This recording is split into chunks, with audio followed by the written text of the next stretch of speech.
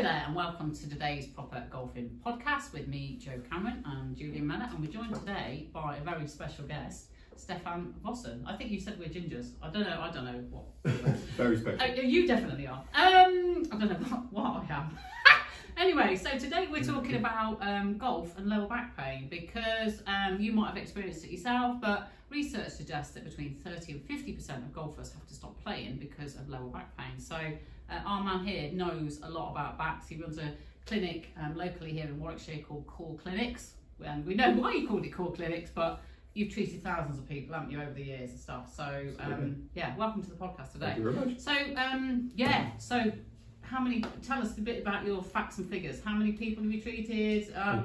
Golfers, lower back pain, lots of. Yeah. I mean, the thing with back pain is that everybody's going to get it, so it's really just a question of when. And golfers within that, yeah, there's a whole bunch of them, but two reasons really. One, because they love to keep doing what they're doing, and then two, because golf itself will trigger, especially if you're taught in certain ways how to do it, will trigger or accelerate the development of back pain. But it's a beautiful sport. Lots of people like doing it, particularly around here. It's an amazing crowd. People are dedicated to it. I love it. Yeah, so what we're talking about really is helping people play golf for longer without back pain. But the issue is, forgive me for being so blunt about it, is the way that golf is taught is making these problems worse, isn't it? So if you're a person that wants to carry on playing golf and you enjoy playing golf, it's really, listen to Stefan today because he'll explain to you how it's affecting your lower back, isn't it? So traditionally, that's where it's loaded in the lower back. No pressure there then. Yeah. You got this, mate, don't worry, you got this. I think with golf, like I was saying earlier, one of the beautiful things about it is that it's diagnostic. It will tell you when there is something wrong with somebody. And we just have to, one, accept that back pain is a common occurrence. It's a very natural event. The spine itself is a beautiful, beautiful piece of kit, but we all have errors in how we build. Nobody's perfect. There's no such thing as normal. I've never met a normal patient in my life. The idea of normal is nonsense to begin with. So the second thing is that we like the game, we like to do the things that we like, but we don't always do the things around it that we should be doing to support the things that we like, whether that is resting, the way that we eat, the way that we think about ourselves, whether that is the way that we exercise. And we think that it's all about performance, and we get driven by things like distance or goal scoring, etc. And it just takes away from what you're actually about, which is enjoying the game itself. And then ultimately, I love golf from an outsider point of view. Yes, it does create a lot of patience. That's not why I love it. but because I see people getting out and socializing and meeting up with their friends and building whole communities around it, and then it drives them into a discipline, whether it's a form discipline in the golf swing itself or whether it's an exercise discipline. These things are incredibly important, both socially, physically, mentally, and I think there are a few sports out there that do that, and golf is definitely one of them. So we were talking, weren't we, about like the naturality of flow. Like animals, you watch them and they've got this natural power that we're talking about in proper golf. We're talking about effortless power, and we seem to override that somehow, don't we? Why is that? Why is that we've got this natural ability that we tend to? Disease, that is. Human disease. Yeah, because ultimately, what it comes down to is that I think, for me anyway, humans are a very, very special type of animal because it is not only aware of itself, but it's also trying to live and do the things that it does. But in that awareness of ourselves, we are looking at ways that we can improve, do better than we did yesterday. And that's a beautiful trait. That's what got us to make fire. That's what got us to make tools and everything that follows from that all the way up to the internet. And you have this wonderful ability to critically assess what we do. But the problem is that what is true for one is not per se true for the other. And we do have a little bit of a tendency to think, I want to be normal, I want to fit in, I want to be the same as somebody else, whether they're somebody we admire or whether they're somebody that we aspire to be. We will start to emulate that and copy that. The problem exists there. If you are trying to emulate a person whose body is significantly differently to yours, you're just not going to be able to do that whilst remaining in flow. You're going against your natural flow, and you're overriding it with some kind of a conscious model of how you should do things. Okay. And that's where a lot of these conflicts come in. You know, people with long torsos or with stiff hips, with knees that have seen better days, are trying to emulate something that they see on the internet or that they're being told how to do, and it's just not them. You know, it's a bit like trying to teach me to be like Mo Farah or something, or run Olympics. You're not made for it, and that diversity that we have within the human species is something that we still need to wrap our heads around, because there are a lot of different body shapes, body types, body styles, mental styles as well. We appreciate the world differently. Nobody sees the world in the same way. That's one thing we know for sure. Yeah. Nobody experiences the world in the same way. Yet we try to say this is right and that is wrong.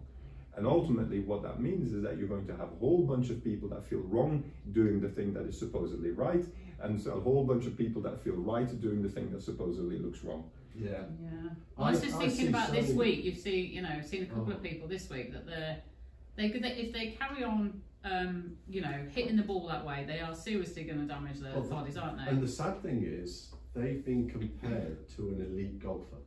So they've put one elite golfer on one side, they've compared this person to the other, who's completely different body shape, completely different age group, and they're going, you have to do this. Can you just explain what that guy was doing? Because we've seen the video earlier on today, haven't we, about what was he being taught? He was taught to move his body faster, but he's 6'7" and he really struggled to move, and he was trying to get his hips and shoulders turning to the left whilst keeping his head down. So this was putting a tremendous amount of strain on his body. But the sad thing is, his club speed was going at the same speed as his body, and that meant he didn't hit the ball very far. So he was putting a lot of effort in, getting zero from it. So the stats that you saw, what were the stats? So he was hitting the ball at full speed for himself. About 129 was his longest shots, and within about 5 shots of freeing him up, helping him understand a little bit more about his natural movement, he was up to 159. So he gained 30 yards within 5 shots. We're taking away stuff. Taking away, not adding to, which was the important thing. So how does that work then, from a biomechanical perspective then? Well, at 6'7", there's so many things that wrap into that, because being 6'3" myself, although growing up, 30 years ago, you have this whole sense of you're towering over people. So immediately you start doing this classic slumping. Okay. Why? Because you don't want to intimidate people. Okay. As soon as I stand up and I stand in full glory in front of somebody, it's like you see them cowering away. So you don't want to do that in social interaction. You make yourself smaller, you change your voice, you change how you appear and feel to other people. That's a whole mirror neuron thing. Yeah. And then automatically you start cramping your style. And then you're being told, okay, let's try to fit that into a model of a golf swing, let's say, for example. But again, are you taking into account the length of the leg, the torso? Yeah, exactly. And okay, there are many good adaptations within golf around, like golf swing, the golf club, you've got your shaft length, you've got all of those kind of things that are being looked at. But again, I think that's a relatively recent thing in the last 20, 30 years. Yeah. Before that, I think that we really have to look at why do we try to fit in?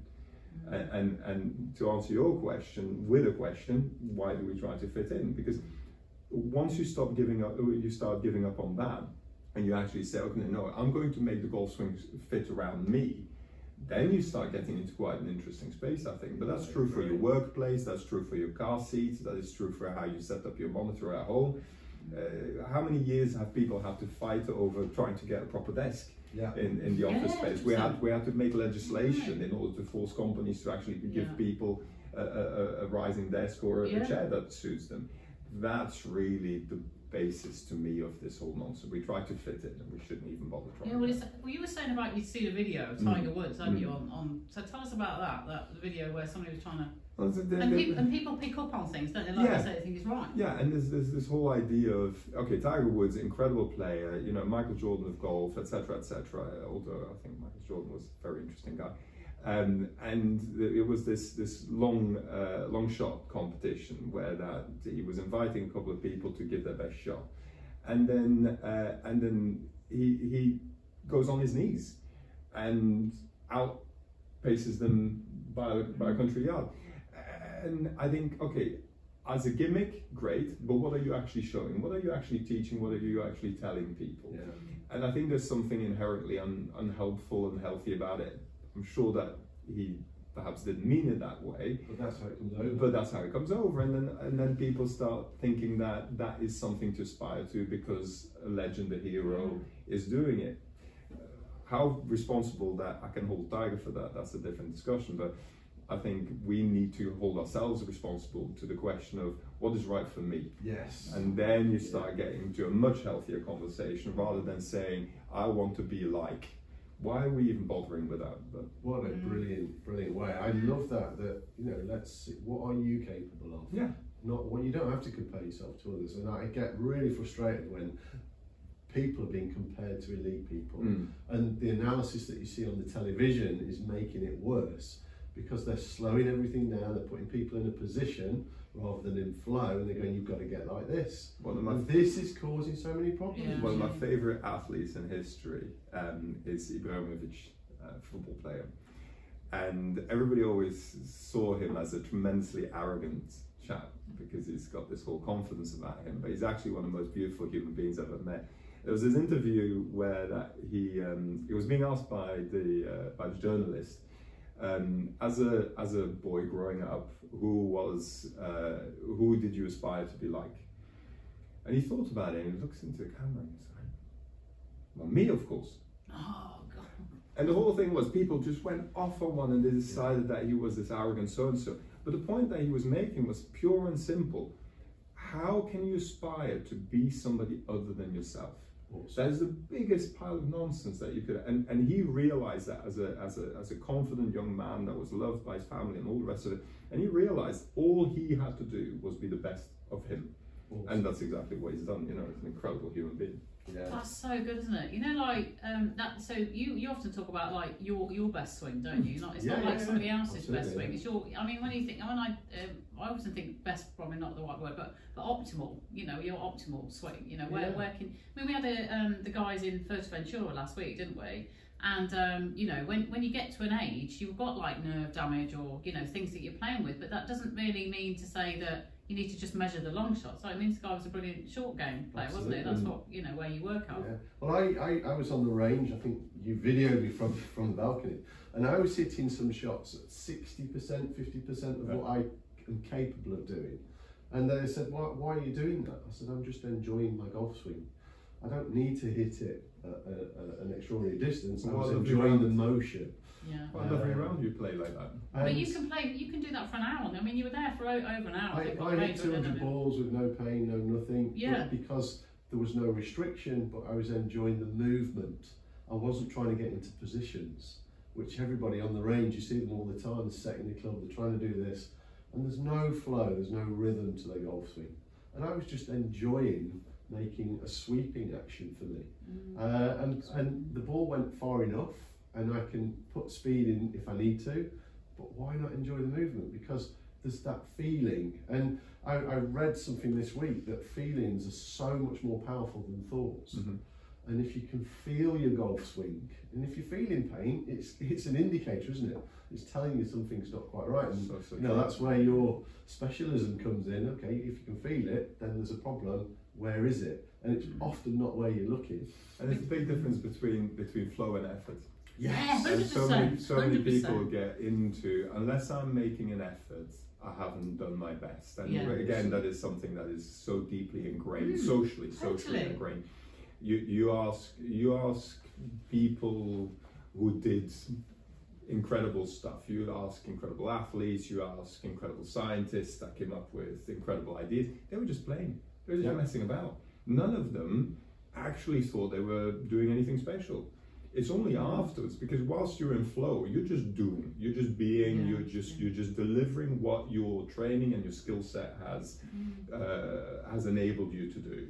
It's not an effort, but then everybody walks up to you and go, oh, incredible effort, incredible this, that, and the next thing. So it wasn't to me. But then you don't want to say that because that sounds arrogant. So you're caught in it. I mean, we've got a teenage daughter, and you've got kids.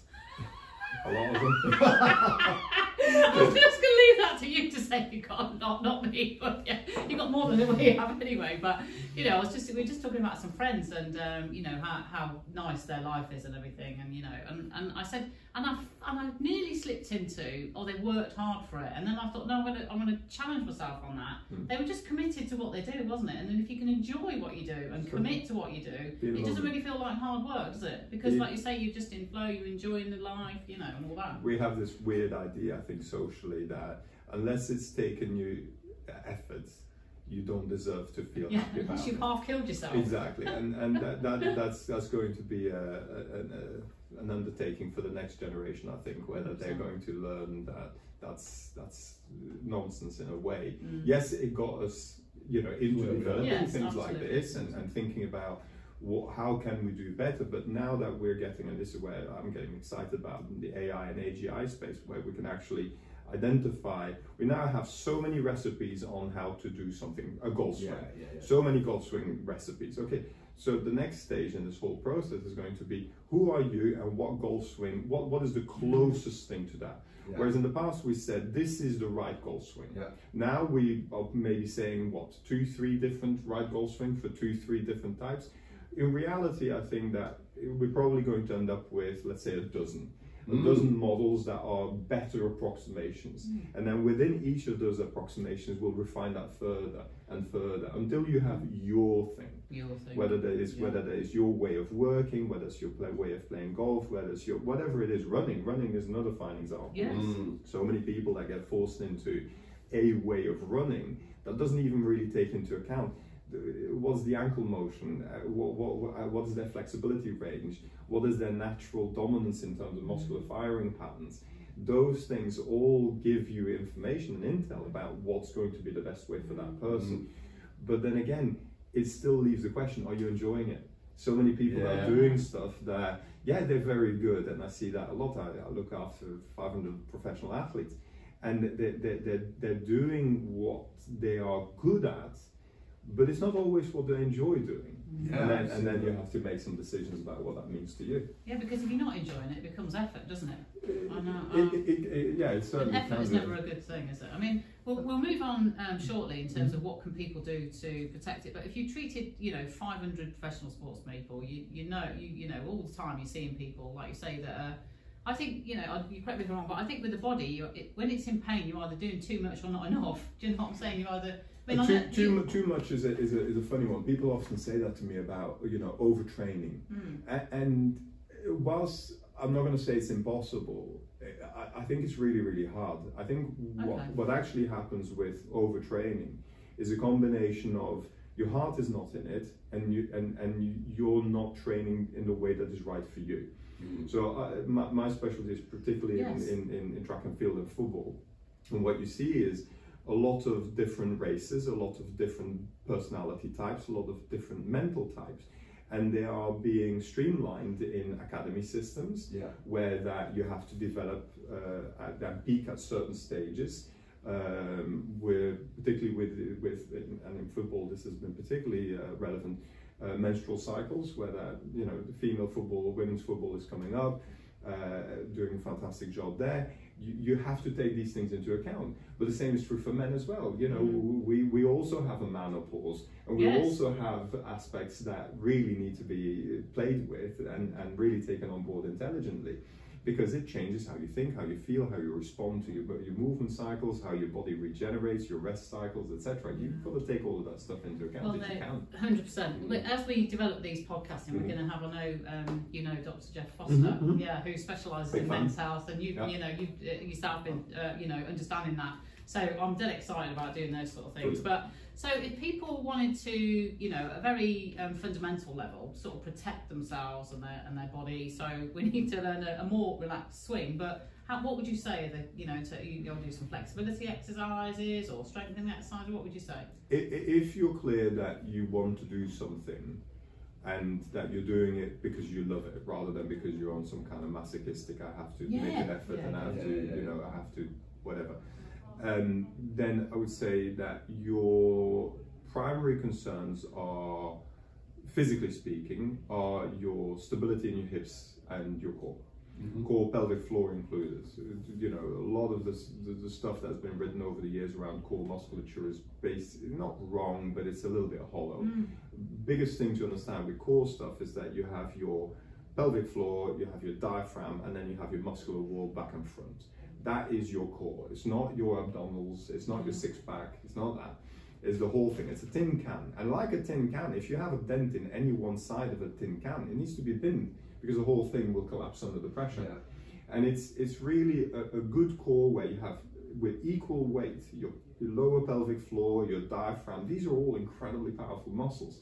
But any torsion, any deviation within that tin can does cause you to be unable to produce that nice rotational movement. That's why, again, from a diagnostic standpoint, golf is great because it's one of the biggest rotational sports. Yes, it's fast, it's powerful, like, isn't it? Weightlifting, is it something you say? Olympic lifting apparently is a very explosive sport, and golf is, you know, your body's going from 0 to 60 to 0 in just over a second. And what you know, who was it that started introducing a lot of that into golf? It was probably only about 15-20 years ago that they really started looking at Tiger Woods was trained by Olympic lifters, so he got incredibly strong, but his sport was rotational. So there was a conflict there.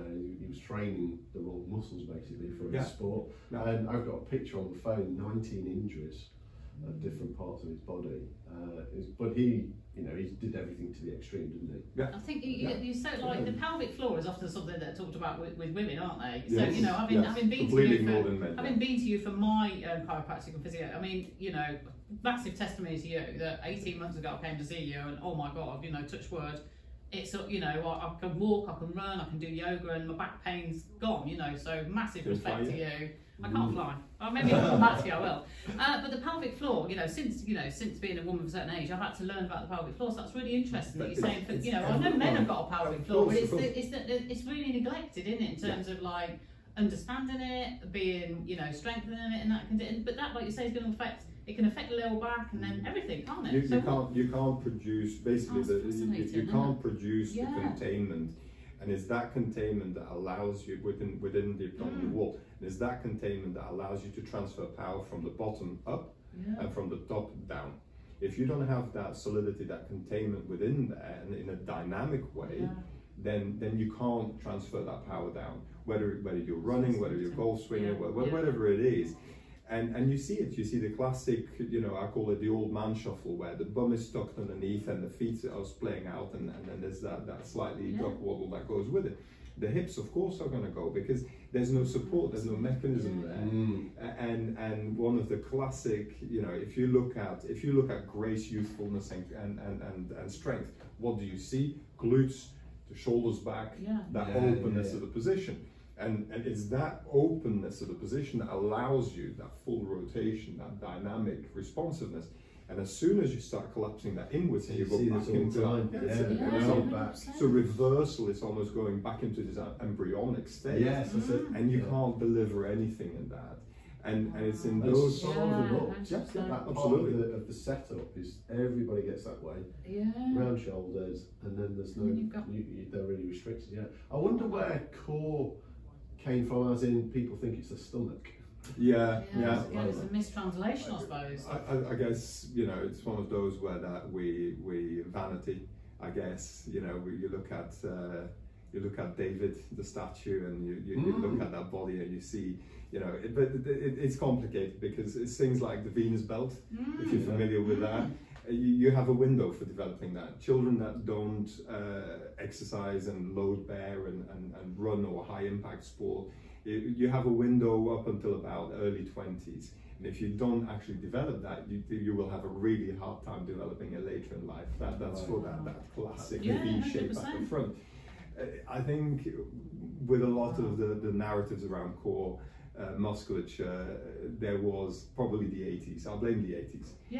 The Spice Girls, really, and the abs, you know, it became all about the abs. It was all about crunchers and all the rest of it. But no, weightlifting, you know, you go back to ancient Greece, it was stones, it was running, it was jumping, it was throwing, all of that stuff. They had a much more rounded physical education around it as well. It was essential. A school was called a gymnasium in ancient Greece. There was a very, very close association between mind and body. Mens sana and corpore sano. The great motto over the educational system was a healthy mind and a healthy body. You can't produce power up here if you don't have power in there. And so I think we are in a phase now where we're re-educating that. And I look at the next generation, I look at my children, you know, they're going to the gym, they're doing these things. I love it, it's fantastic. Back in the 80s, you tried to find a gym, you couldn't find a gym for love nor money. You know, and then now we have them everywhere. We have a completely different culture around our physical health, around our mental health, thank goodness. So I do think we're going in the right direction, but it just needs a little bit more focus, a little bit more pulling together and saying, hey, you know, let's be you. Figure out what you love, focus on that, be dedicated to it. And going back on the point of effort, effort is essential to growth. There is no growth without a little bit of discomfort, but it's just really about understanding why you're doing it. If you're starting to get into an uncomfortable space and you're pushing yourself in there and causing yourself harm, that's where we need to get a little bit better as an individual. And that's hard. That's hard. You've got to trust you've got to trust the people that give you feedback. I mean, for me, as you know, we've known each other a long time, but yoga's my thing, and yoga's taught me so much about, you know, to get the most out of your body. It's not about force. It's about allowing. It's about relaxing into that stretch, you know, and then you become much more flexible. Yoga's not only just about flexibility. Control. I'm just wondering how on earth we summarise this for everybody, and how on earth we just point them in the right direction to maybe, have you got some resources that we can maybe share, you know, about the pelvic floor and all that sort of stuff. Maybe we can come up with them as a, you know, if you're just listening to this, we'll put some pictures on Facebook anyway. If you're watching, then great. But yeah, I don't know, how would you summarise all that then, really, for, you know, in terms of what people can do to maybe protect themselves or learn about their body a bit more in relation to golf? What would you say? I think that realistically, you've got to find out more about who you are, what you are, and accept that. And I don't mean that accept that and lie down and you know, just wither away in it. With the way we engage with sports today, it's like never before. People play more sports now than they have done in the last 100 years, let's face it, because we had other things to be distracted with, like building societies and things like that. Where you look at core, where you look at pelvic floor, whether it is your diet, whether it is your nutrition, go and find out resources. Go and engage with things that you enjoy, with people that you enjoy engaging it with. When it comes to a specific sport, whether it's running, whether it's tennis, whether it's golf, start by feeling your way through what feels good, and start to differentiate between what is flow and what is hard work. And I think a lot of people don't actually per se know what flow feels like. And we have made a bit of an error in the 90s, I would say in particular, but from then on, where we elevate this thing as being something special. It's not. That's a natural state. That is how to feel. And you mentioned serotonin, dopamine, and I would add cortisol in that as a stress hormone, where that we need to learn to dance that dance.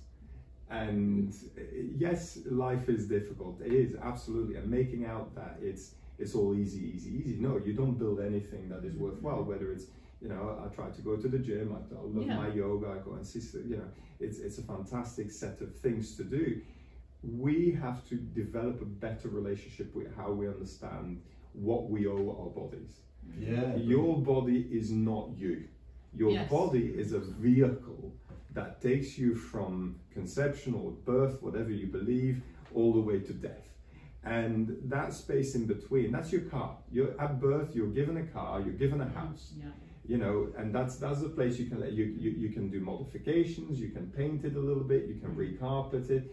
But a lot of the time when you're working in the clinical end, and maybe you find that in terms of what you do, I have people that come into my office and they say, hey, I've got this you know, black mold growing in the corner of my house, and it's the walls are starting to crumble down.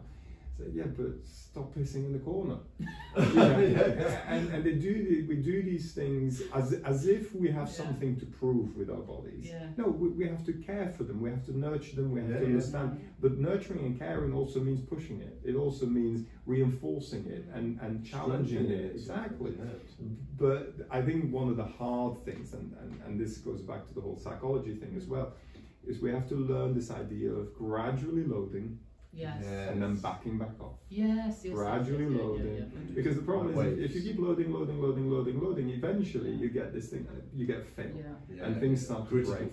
And if you can do that gently, then you can move that curve upwards. And that's where strength, beauty, ability, skill comes in. Nobody was born able to write, able to walk. All of those things have to be learned. We have windows for that. The older we get, the harder it can be sometimes to learn things. But again, and unlearn things, absolutely, because we have these things like written in our heads. But it's also very clear when you look at the science around there, there's not a great deal you can't unlearn. As long as you allow yourself to. So I think it's a mixture of kindness towards the fact that we learn things that are wrong. And we have to accept that sometimes things we believed to be true were maybe true for someone else, rather than for me. Absolutely. And then the other thing is just to embrace the fact that you're not your body. Yeah, it is a vehicle. You're not the car. When you put diesel in a petrol, it's not going to go well. Absolutely. And the fact that your mate next door is putting diesel in doesn't mean to say that you should, or that it is a good idea for you to.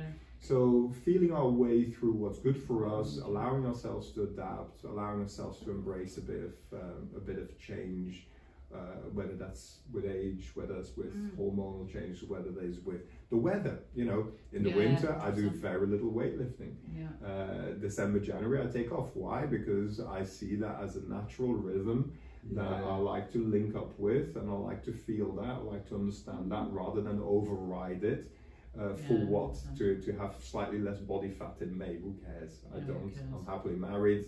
I've got nothing to prove in that respect. So you just got to go with. I think we've just so overridden that instinctive thing, haven't we? I think I've tried to not use the word getting older now. I'm like getting wiser, because like you say, in the winter I used to force myself to go out for walks even at night. Well, no, I don't really want to do that yet. You don't want to do it anymore. I don't want to do it, and then it becomes such a big job. But when it starts to get lighter and brighter, then I will start to do it. But if at the moment I just happily do my yoga every day in the warmth, and that's fine, and then it'll all pick up again. Absolutely.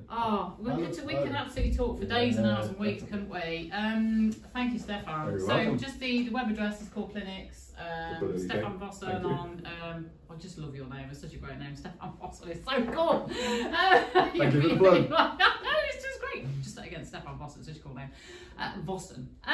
Anyway, so you're on LinkedIn, and you run a practice of how many people have you got? I mean, you've got loads of, you do all sorts of physiotherapy, chiropractic stuff, everything basically. We're what you call an integrated multidisciplinary clinic, which basically means that rather than having a group of people that you can go and knock on the doors of, we have care managers. Care managers then kind of go assess you. You are best to be seen by this person. Because we realized 10, 15 years ago that it's impossible for somebody on the outside to evaluate themselves in that way. So I'll see people that actually, they come and see me as a chiropractor because they heard that a friend of theirs was being helped. No, actually, you're better off to go and get some dry needling, go and see the sports therapist, to get orthotics made, because that's the actual issue and that underpins the real problem. So we deliver that kind of a service, and it's working out very well. It's just a really... It's the right way to do it, isn't it? I think so, but at least there's a more right way of doing things. I'm sure there's better ways still. We're working on that. It's a really beautiful place to go and visit as well, in a place called Hatton in Warwickshire. It's a beautiful, even if you, people come from all over the country and all over the world for coaching with you, don't they? And I'd highly recommend that you do that with Stefan. It's your body, isn't it? It's important. It's your body, it's your vessel. Make it happen. If you're struggling, our motto this year, we've opened up a year ago, and our motto this year, if you don't know what you're doing, find somebody who does, and usually the best, it's an investment, but it's absolutely flipping worth it, isn't it? Do you know what I mean? Buy cheap, buy your twice back. is what we say. But it is your body. So, Stefan, it's been fantastic today, Pleasure. hasn't it? Awesome. Thank you ever so much. Thank Yeah, you. thank you. It's been brilliant. I hope you've enjoyed it today. Like I say, if you're watching, great. If you're on audio, brilliant. But we will be putting some copies on our website and stuff. But so we'll see you again next time. Thanks for watching. Take care. Bye.